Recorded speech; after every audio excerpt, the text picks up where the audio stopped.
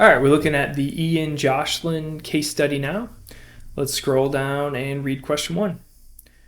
The most appropriate response to question 1 is international Fisher effect, uncovered interest rate parity, or real interest rate parity condition.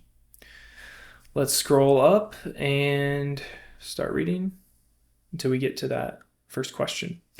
Ian Joshlin, CFA, is an economic analyst at a research firm in the UK. He is preparing an interactive presentation during which he will cover the following schedule. 1, to explain how interest rates and inflation differentials determine exchange rates, and 2, to demonstrate how a carry trade involving the pound and Australian dollar can generate a return and evaluate the sources of downside crash risk. Joshlin focuses on the domestic and Russian currency markets to achieve the first item on his agenda. He collects data on LIBOR rates, inflation rates, current spot rate, and 3-month forward rate for the analysis, Exhibit 1. So we've got that economic data for these two, spot rate, forward rate, inflation, interest rates, etc. While interacting with participants during the presentation, Joshlin poses the following questions. So we've got question 1.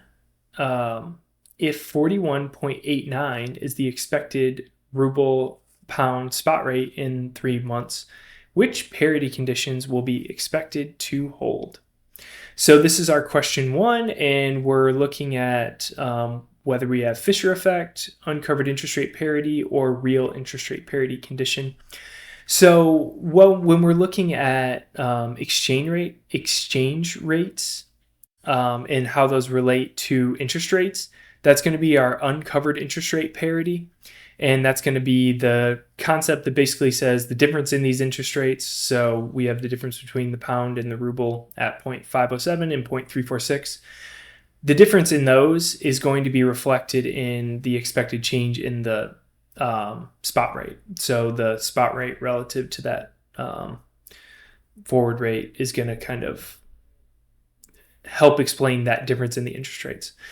So then looking at these other two, international Fisher effect and real interest rate parity, these are going to be more inflation related, and we're looking for something that kind of incorporates strictly currency and rates, which will be answer B. Question 2, what's the most appropriate response to question 2?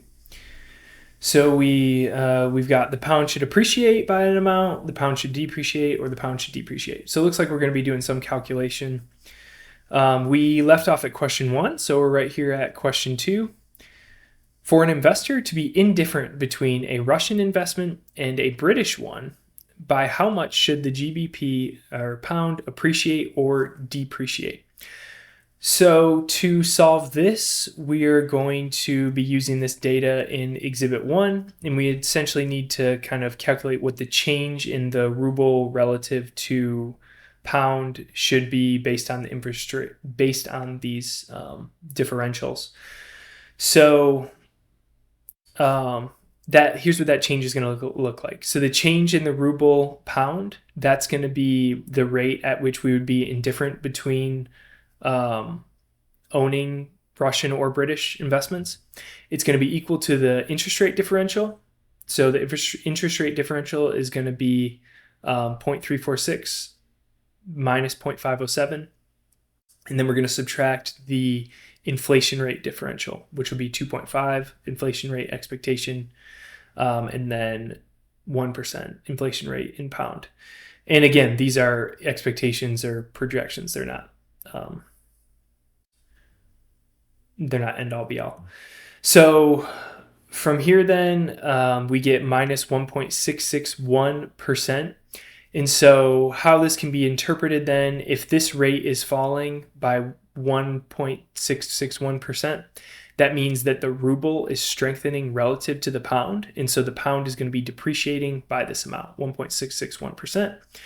So that's what we have right here for answer B. The pound should depreciate by 1.661%. Answer B.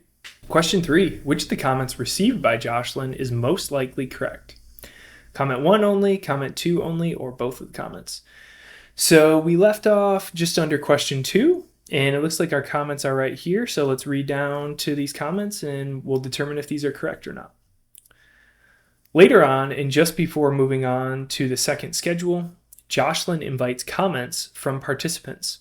Comment 1, keeping everything else constant, if the ruble-pound nominal exchange rate increases, so if this goes up, it will become less expensive for Russian consumers to purchase UK products in real terms.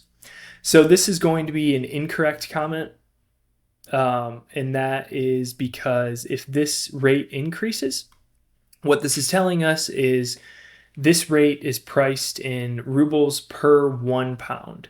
So if, let's say for simplicity's sake, it currently costs 1 ruble per 1 pound, and now if this nominal rate increases to, let's say, 1.5, so now it costs me 1.5 rubles to buy 1 pound.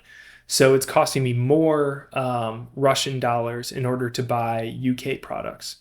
So this is saying we'd be less expensive, but it's actually going to be more expensive. So that makes comment 1 incorrect. And I just wanted to point out, so we had which of these is most likely correct. Comment 1 only, we can rule that out. And then it has both of the comments as C, so we can rule that out. So we should be choosing B. If we were in a hurry on the exam, we could go ahead and move along, but we will look at comment 2. Absolute PPP does not hold if 1, a country imposes import quotas, or 2, similar goods are consumed in different amounts in 2 countries. So absolute PPP, the law is basically saying that a good should be priced similarly or the same in one country as another country. But the problem is if a country is imposing import quotas or there's different supply-demand dynamics, those different supply-demand dynamics are going to lead to different pricing in those countries. So this comment is correct, and we can confirm that we'll go with B. Comment 2 only is the correct answer. Question 4. Assuming the pound yield remains unchanged, the 1-year Aussie dollar LIBOR rate that will produce a 0 net return on the carry trade is closest to. So we left off at comment 2. Let's read this last paragraph and then exhibit 2, which looks like it'll have some information we need. Joshlin demonstrates a carry trade to achieve his second plan, which involves borrowing in pound and investing in Aussie dollar. So that's our carry trade that's being referenced here, borrowing in the low yielding currency and then investing in the higher yielding currency. At the 1-year LIBOR, Joshlin collects data to demonstrate the Aussie dollar yield level to generate a 0 net return on the carry trade. He collects LIBOR rates and current and 1-year spot rates for USD Aussie and pound USD currency pairs. So we're going to have to use these to kind of convert to pound Aussie, which is what we want to have as our rate. And so how do we generate a net 0 return? So basically what's going to have to happen here is if we're investing in a low yielding currency, if we're borrowing in a low yielding currency and investing in a high yielding currency, we're going to need current changes in the currency rate to produce that net 0 return. So here's what this is going to look like. We're going to be using our interest rate parity formula. Let me scroll down so I have room.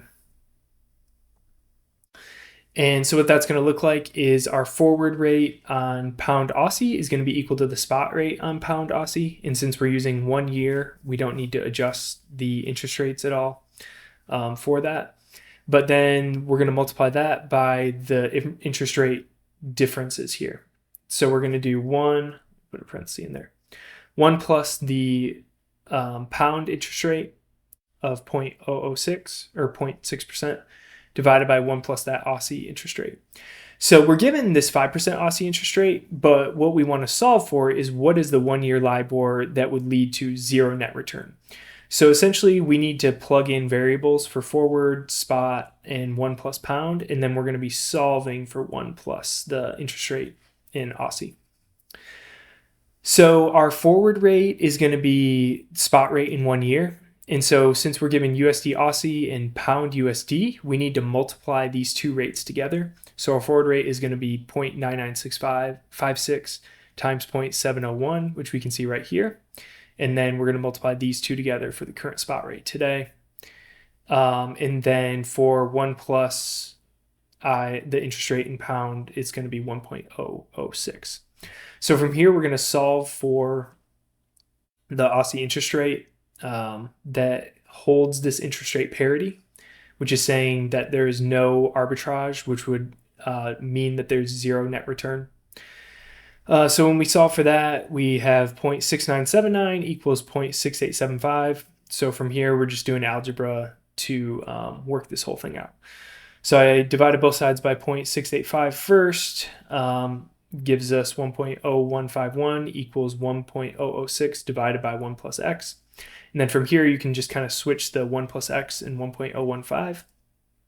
And then we end up with 1 plus x equals 0.991. And then x is going to equal 0.991 minus 1, which equals 0.009 or minus 0.009 or 0.9% negative, which is going to line up right there with the answer A.